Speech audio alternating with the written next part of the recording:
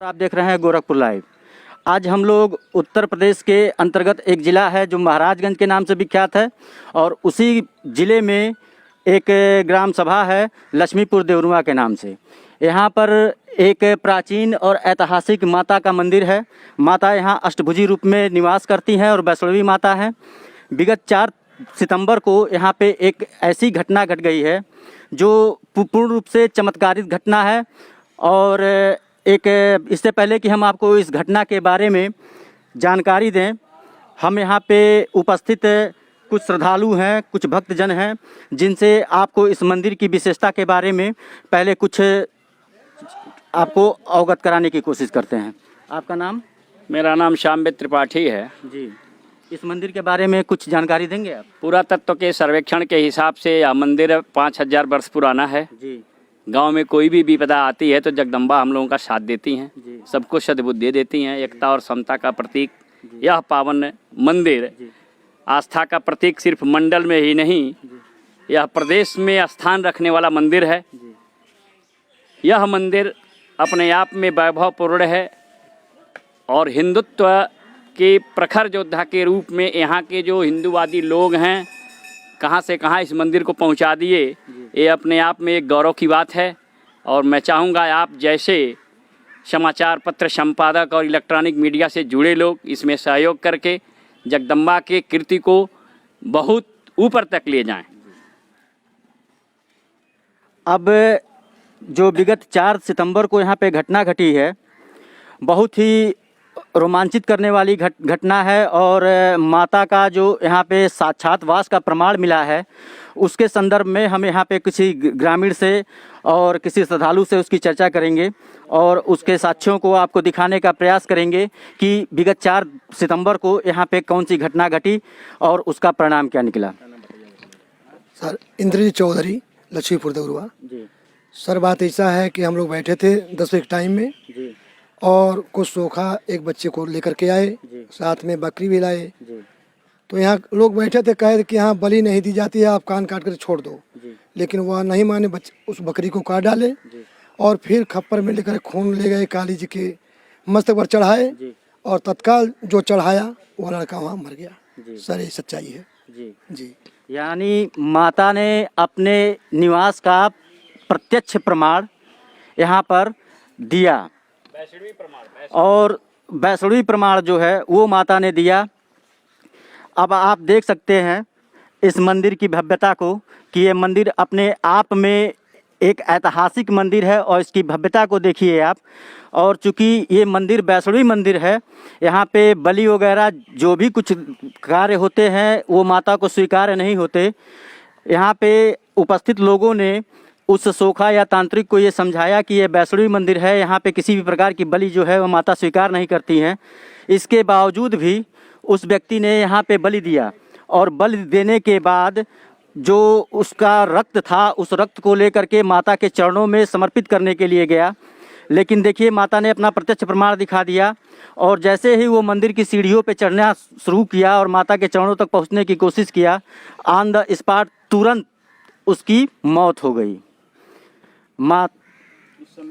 इस संबंध में हमारे साथ एक व्यक्ति हैं, उनसे और भी विस्तृत जानकारी आपको दिलवाते हैं। मैं श्यामवेद त्रिपाठी। जहाँ तक शास्त्रों में ज्ञात है, वैष्णव रूप जगदम्बा का जो रूप होता है वह शुद्ध शाकाहारी होता है। बलि चढ़ती है, तमाम प्रथाएं हैं हमारे हिंदू धर्म में, लेकिन लक्ष्मीपुर देवरुआ का यह दिव्य मंदिर, दुर्गा जी का मंदिर, माता जी का यह परम पवित्र मंदिर, यह सिद्ध कर दिया यहाँ पे कि यहाँ बलिदान नहीं होगा। किसी भी कीमत पर हम लोग इसके बाद बलिदान नहीं होने देंगे, क्योंकि यह वैष्णव माता का मंदिर है। अशुद्ध जब ज्यों हुआ, जगदम्बा उस चरित्र को कृतार्थ कर दी। उस सोखा को ये पता नहीं था कि यह वैष्णव स्वरूप जगदम्बा का मंदिर है, बलि हमें नहीं चाहिए। और जब उसने ऐसा प्रयास किया, जगदम्बा उसका रिजल्ट उसके सामने घोषित कर दी और यह क्षेत्र में चर्चा का विषय बना हुआ है। तत्पश्चात घंटियां बजती रहीं रात तक, देर रात तक। माता जी का कोप शांत नहीं हुआ था। तमाम मिन्नतों के बाद श्रद्धालुओं ने मन्नत किया, प्रार्थनाएं की माता से कि हे जगदम्बा, शांति लाइए, आप सद्बुद्धि लाइए ऐसे लोगों के बीच में। और हम गांव के लोग यह तय किए हैं कि कभी भी इस मंदिर पर अब बलिदान नहीं होने देंगे किसी बकरे और बकरी का। अब आपको हम दिखाते हैं। वही है, बलिदान होने के बाद वहां से रक्त लेकर के जब पहुंचा श्रद्धालु, जगदम्बा ने उसे स्वीकृत नहीं किया। जी जी जी, जैसा कि आपने देखा कि अभी हमारे साथ जो पंडित जी हैं उन्होंने इस चीज़ का जिक्र भी किया रहा है कि बलि के बाद जो खसी जिसकी बलि चढ़ाई गई थी वो भी यूज में नहीं आया, क्योंकि आजकल की जो तंत्र प्रथा है और आजकल की जो सखैती जिसको कहा जाता है वो ये है कि बस कि कोई एक क्लाइंट पकड़िए, उसके बाद उसको बलि का प्रलोभन दीजिए, नाम होता है माता का खराब, और उसका जो प्रसाद स्वरूप में जो ये लोग भक्षण करते हैं वो सोखा लोग ही करते हैं। और यहाँ पे जो प्रत्यक्षदर्शी हैं उन्होंने ये बताया कि जैसे ही उसका देहांत हुआ उसके बाद उस खसी को जिसकी बलि की गई थी उसको यहीं बगल में एक विद्यालय है, उस विद्यालय के बगल में उसको फेंक दिया गया है।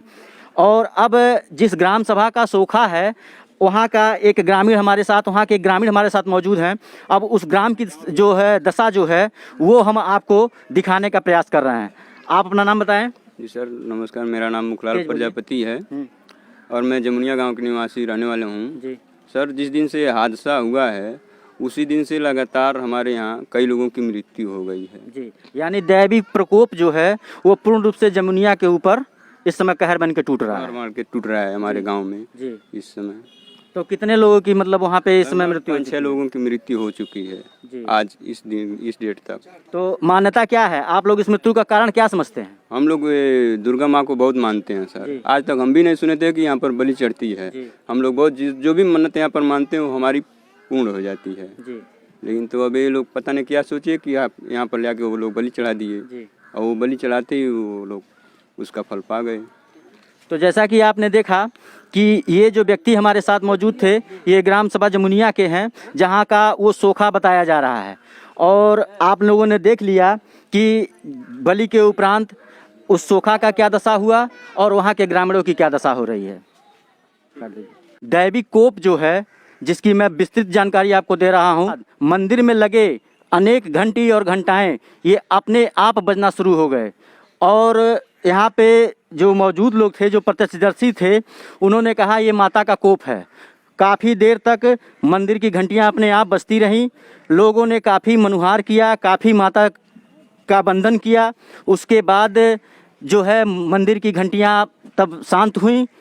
अब इस संदर्भ में यहाँ पे एक और हैं, उनसे पूछते हैं क्या हुआ था। अपना नाम बताइए। जी मैं सत्येंद्र शुक्ला। जैसा कि आज तक इतना बड़ा हो गया लेकिन ऐसा नहीं देखा था और ऐसा सुना भी नहीं था। ये माँ का दरबार है, आज तक यहाँ पे कभी भी किसी जीव की बलि नहीं दी गई।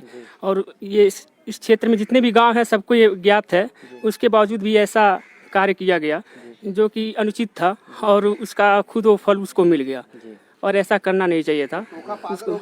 और सोखा इस समय दिमाग से छतविरित हो गया और इस समय घूम रहा है इधर उधर और मरने के कगार पे पहुंच गया है।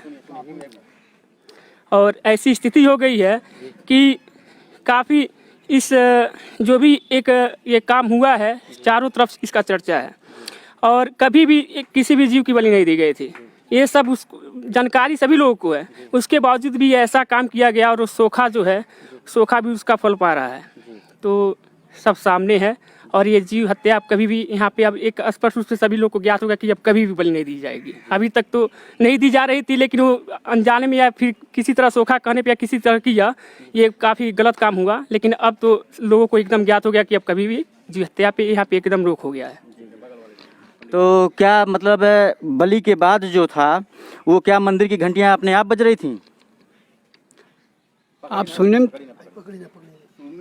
तो यही आ रहा है कि घंटी बज रही, चूँकि मैं मौके पर था नहीं। लेकिन घंटी बज रही थी। माँ का शक्ति का सब व्यवस्था है। और जहाँ तक बलि की प्रथा है तो हमारी जहाँ तक जानकारी, हम भी 67 साल के हो गए। बलि जो है यहाँ चढ़ती नहीं है। वो भी बलि की अगर बात है तो ये सब कार्यक्रम कभी कभी नवरात्र में हुआ करते हैं। लेकिन मेन चीज पितृपक्ष वाली जो बात है इसमें तो सीधे दोषपूर्ण है, वर्जित था। लेकिन फिर भी वो आदमी नहीं माना, उसको नहीं भाई जानकारी थी तो ऐसा अगर गलती किया तो उसका परिणाम भी उसके सामने है। जी इस पितृपक्ष के महीने में उसको नहीं पितृ पक्ष में नहीं होनी चाहिए।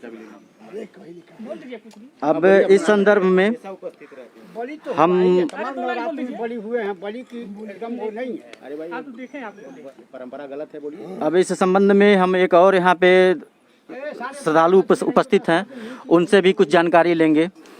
इस संदर्भ में आप क्या कहना चाहेंगे?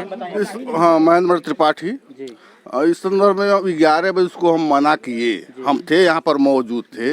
11 बजे यहाँ बल नहीं दी जाती है, बल्कि कान काट कर छोड़ दो। सोखा ने नहीं माना, हम चले गए घर। सोखा ने कहा कि ऐसा है कि हम देख लेंगे, हम रोक लेंगे, खसी को काटो। वो खसी को कटवाया, बल दिलवाया और खून ले आकर वहाँ पर लगवा दिया वहाँ पर। और लगवाते तो वो तुरंत वहीं स्पॉट मर गया वो तुरंत। हाँ, उसके बाद 8 बजे रात को घंटी ऑटोमेटिक लगा बजने। कम कम 300-400 लोग गांव के इकट्ठा हो गए। किसी का हिम्मत नहीं कर रहा था अंदर जाने के लिए। तो एक ब्राह्मण लड़के हैं, वह गए, घंटी को पकड़े और घंटी को पकड़ने के बाद रुक गया, फिर छोड़े, फिर लगा हिलने, ऐसे हिलने लगा वो। इसके बाद बहुत मन्नत माना गया, तब जा करके 2-4 घंटे में वो अपना सही हुआ वो सिस्टम। सही लगता है। चलिए धन्यवाद। बोल दीजिए कि क्या है, पागल हो गया? हाँ, एक सोखा जो है, इस समय सुना जा रहा है कि उसका एक बच्चा है, औरत है, वह तीनों लोग पागल हो गए हैं, घूम रहे हैं। हाँ, कोई खुश नहीं है, सब लोग परेशान हैं जो इसमें गए थे। चलिए धन्यवाद। तो जैसा कि आप लोगों ने देखा कि यहाँ पे काफ़ी जो यहाँ के पंडित जी लोग थे, जो यहाँ के पुजारी लोग थे, उन लोगों के मना करने के बाद भी वो जो सोखा था उसने लोगों की एक ना सुनी और अपनी मनमानी करता रहा। मनमानी का परिणाम जो रहा वो तो प्रत्यक्ष उसने अपने आप में जो भोगा वो भोगा ही भोगा, लेकिन साथ में आज उसके परिजन जो हैं, तो यहाँ पे जो प्रत्यक्षदर्शी लोग हैं उनके मुताबिक कि आज की डेट में उनके परिजन भी पागलों की अवस्था में पूरी तरह से विचरण कर रहे हैं। उनकी स्थिति काफ़ी गंभीर है और सोचने वाली बात यह है कि आज के इस भाग दौड़ भरी ज़िंदगी में और प्रतिस्पर्धा की ज़िंदगी में आदमी जो है वो अपनी जो मेन सत्ता है, जिसको ईश्वरीय सत्ता कहते हैं, उसका अनुसरण और उसका चिंतन करना बिल्कुल भूल गया है। इसी के फलस्वरूप बार बार ऐसा देखा जाता है कि ईश्वर जो है वो अपनी उपस्थिति जो है वो किसी न किसी रूप में लोगों के सामने व्यक्त करते हैं, जिसका जीता जागता और ताज़ा प्रमाण लक्ष्मीपुर देवरा ग्राम सभा का जो माता का मंदिर है वहाँ से हमने आपको दिखाया। और यहाँ पे एक सोचने वाली बात ये है कि माता यहाँ पे वैष्णवी रूप में उपस्थित हैं और मना करने के बावजूद भी वो शख्स माना नहीं और उसका खामियाजा उसने भुगता। अपने सहयोगी के साथ मैं दिलीप कुमार पांडे, गोरखपुर।